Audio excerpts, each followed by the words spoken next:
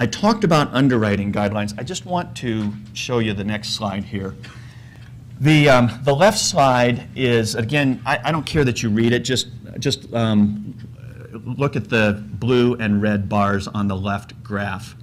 The blue lines are the FICO distribution of loans originated by the Federal Housing Administration, FHA loans, in 2007. The furthest left tall blue bar is under 620 FICO. Then you've got 620 to 679 FICO, and then you've got 680 and above FICO.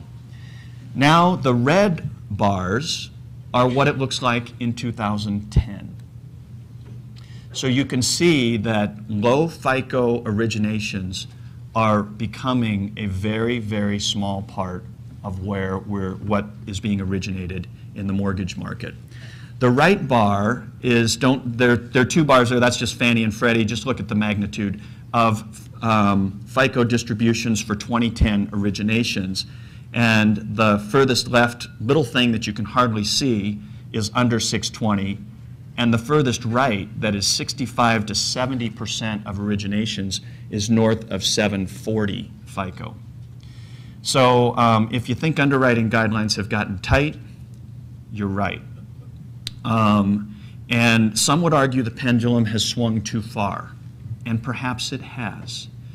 But Fannie and Freddie and FHA are controlling 90% of all originations in America today. And so it's what we have to live with. It's not, what do I have to do to get easier credit guidelines? It's, this is what we have to work with. And so it is the new reality. How long will this last? I would venture to say that as the housing market stabilizes and as there's more confidence in unemployment going down and real estate values at least not going down, you're going to see some easing.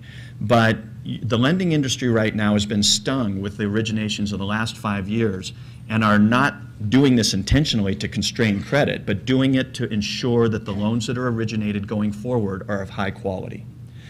This tells you where you should be aiming your sales efforts.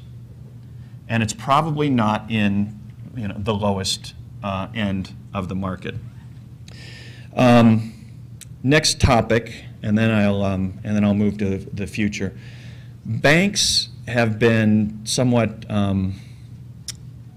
demonized going here in the past couple of years as causes for the meltdown.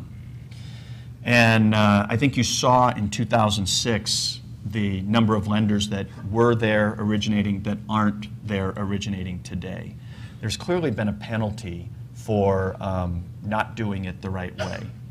The lenders that are remaining today are generally ones that did it, if not completely right, at least almost right, or with good intent.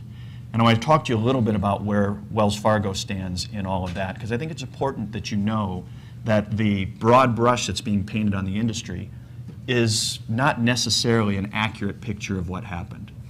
In 2004, when stated income subprime loans were proliferating, stated income subprime loans, by the way, with no down payment, Wells Fargo issued a set of responsible lending principles that said, one, we will not make a subprime loan to a borrower without understanding their ability to repay. Two, if they qualify for prime pricing, we will give them prime pricing. Three, we will show them all of the options that they have available to them so that we don't push them into one product or another, and there were several others. But I think it's important to know that when we issued those, we expected huge fanfare. We expected the press to write about it. We expected other lenders to follow us. Guess how many headlines we got? 0. Guess how many lenders followed us? 0.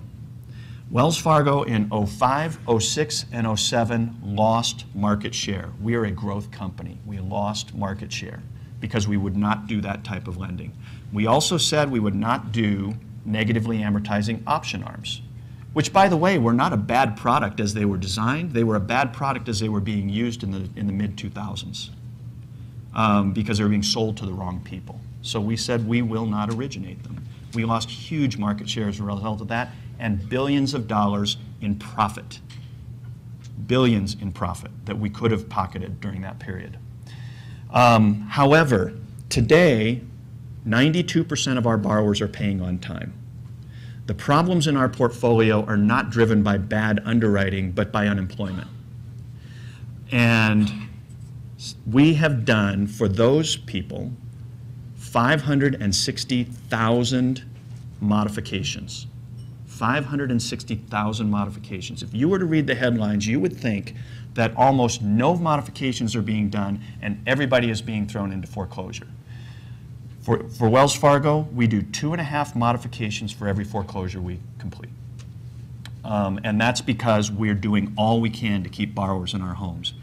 And the last thing, World Savings was purchased by Wachovia. Wachovia was purchased by Wells Fargo 2 years ago. I feel like I'm a little back home. My old JCPenney's car auto repair shop that was turned into a World Savings is now, you know, I originated there too. It's now got Wells Fargo on it. It's kind of cool.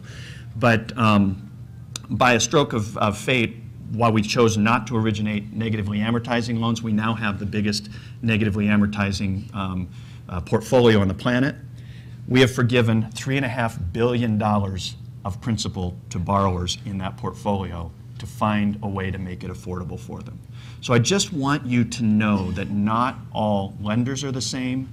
Most of the lenders that exist today, while weren't perfect, generally are trying and did try to do things the right way. The punishment came to those that were being irresponsible, and they no longer exist. All right, going forward. There are lots of news you've heard about the foreclosures and the shadow inventory. Okay. Shadow inventory is one of those things that people have an opinion that lenders are holding all of this real estate inventory and not putting on the market and waiting until things get better. And then they're going to dump it all on the market and make lots of money, and that's not happening. Just want you to know, for the record, that's not happening.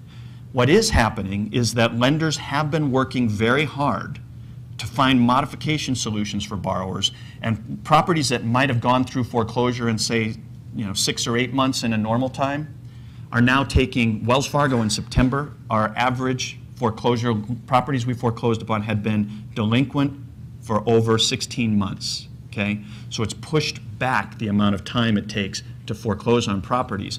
That is now coming to, starting to push its way through the python, the pig through the python, so to speak.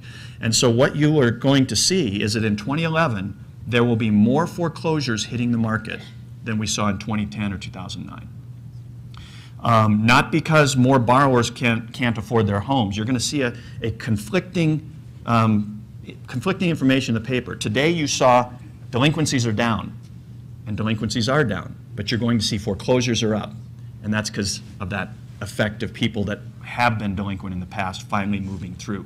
That is going to put pressure on the real estate market in the next year, potentially 2, and that's going to be downward pressure on prices.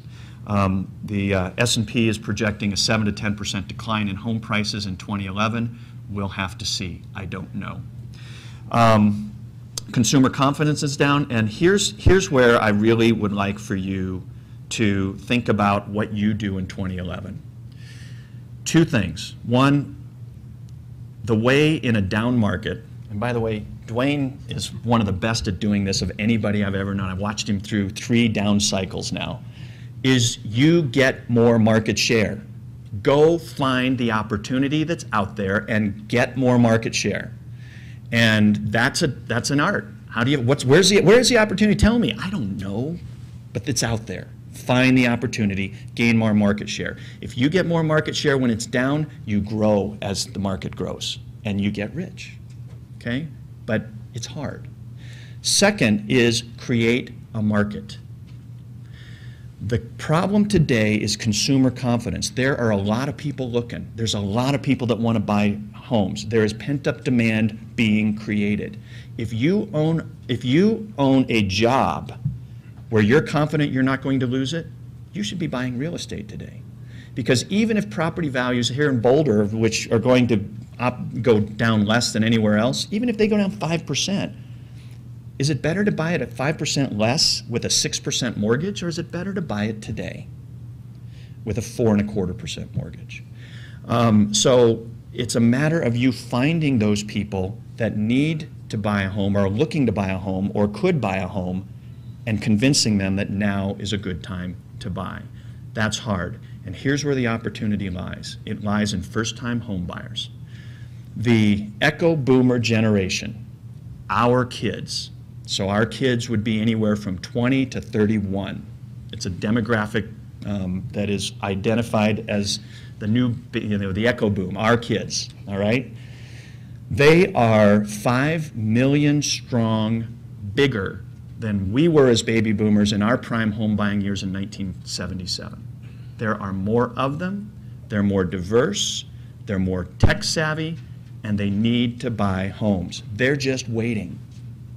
And the opportunity in the next year, 2 and 3 years is in the first-time home buyer segment. That's where you should be aiming your effort, but it's not going to be easy, because today it's not a matter of putting an ad in a paper or putting a sign up. We've got to educate people. Financial education is critical. We've got to teach them how to become homeowners, and we need to teach them the value of home ownership. And the value of home ownership is not what it was in 2006. 2006 is I'm going to buy real estate to get rich quick. Today, it's to get rich slow. I'm going to buy a home. It's a long-term investment. It's a place that I live. It's better than renting. It's a place I call home. It's better for my community. I'm going to amortize my loan over time, and maybe over the course of several years, I will get some appreciation, but I will have equity in a home. That's the root and foundation of home ownership, and that's where we need to get the psyche today. And with that, I'll turn it back to you, Dwayne, and thank you very much for your time.